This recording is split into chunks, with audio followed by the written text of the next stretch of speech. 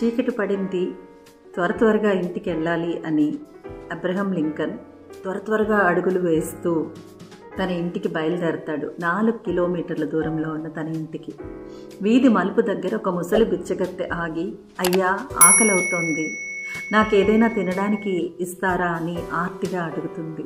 తన దగ్గరున్నటువంటి 2 నాణాలలో ఒక నాణాన్ని ఆమెకిచ్చి చీకటి అయిపోతుందని చెప్పి త్వరగా నడుచుకుంటూ ఇంటికి వెళ్ళిపోతాడు అబ్రహం లింకన్. ఇంటికి వెళ్ళి లైట్ వేసి చూసుకుంటే ఆ దీపపు వెలుతురులో తను చేసిన తప్పు తనకి కనపడింది. చెల్లని నాణ్యాన్ని ఆమెకి ఇవ్వడం జరిగింది. ఆ విషయాన్ని మధ్యాహ్నమే తను గ్రహించాడు. కానీ ఆ చీకట్లో చూసుకోకుండా చెల్లని నాణ్యాన్ని ఆమెకి ఇవ్వడం జరిగింది. అయ్యో, ఇప్పుడు మళ్ళీ నేను వెంటనే వెళ్ళి ఈ 4 కిలోమీటర్లు నడిచి వెళ్ళి ఆమెకి ఈ మంచి నాణ్యాన్ని ఇచ్చి చెల్లని నాణ్యాన్ని తెచ్చుకోవాలి అని చెప్పి బయలుదేరతాడు. వర్షం పడేలాగా ఉంది, కానీ వర్షం పడొద్దు అని కోరుకోలేదు. ఈ వర్షంలో ఆమె ఎక్కడికో వెళ్ళిపోకుండా ఆమె అక్కడే ఉండేటట్లుగా చెయ్యి స్వామి అని కోరుకుంటూ భగవంతుణ్ణి చాలా స్పీడ్గా 4 కిలోమీటర్లు మళ్ళీ జర్నీ చేసి వచ్చి ఆమె ఉందా లేదా అని చూసుకుంటే ఆమె అక్కడికి దగ్గరలోనే ఉన్నటువంటి ఒక మెట్ల కింద కూర్చొని కనపడింది.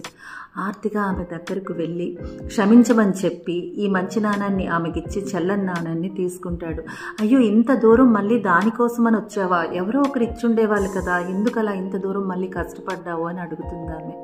దానికి అతను, నా మనసులో ఉన్నటువంటి తప్పు చేశాను అనే భావన పోగొట్టడానికి నాకు అది జీవితాంతం ఉంటుంది. చెల్లని నాణాన్ని నీకు ఇచ్చానే అనే నా బాధను పోగొట్టే వాళ్ళు ఎవరు వస్తారు నా దగ్గరికి, అందుకే ఇంత దూరం నేను వచ్చాను అని చెప్పి చెప్తాడనమాట. ఎవరికైనా సరే అంతరాత్మకి తాను సమాధానం చెప్పుకోవాలి, వేరే ఎవ్వరికో కాదు, అది ఎవరికైనా. సో ఎంతటి మహానుభావులకైనా అంతరాత్మకే సమాధానం చెప్పుకోవాలి అనడానికి ఈ కథని ఉదాహరణగా చెప్పుకోవచ్చు కదా. మీరేమంటారు నాకు కిందన కామెంట్స్లో పెట్టి చెప్పడం మర్చిపోవద్దు, సరేనా? థ్యాంక్ యూ, బాయ్, నమస్తే.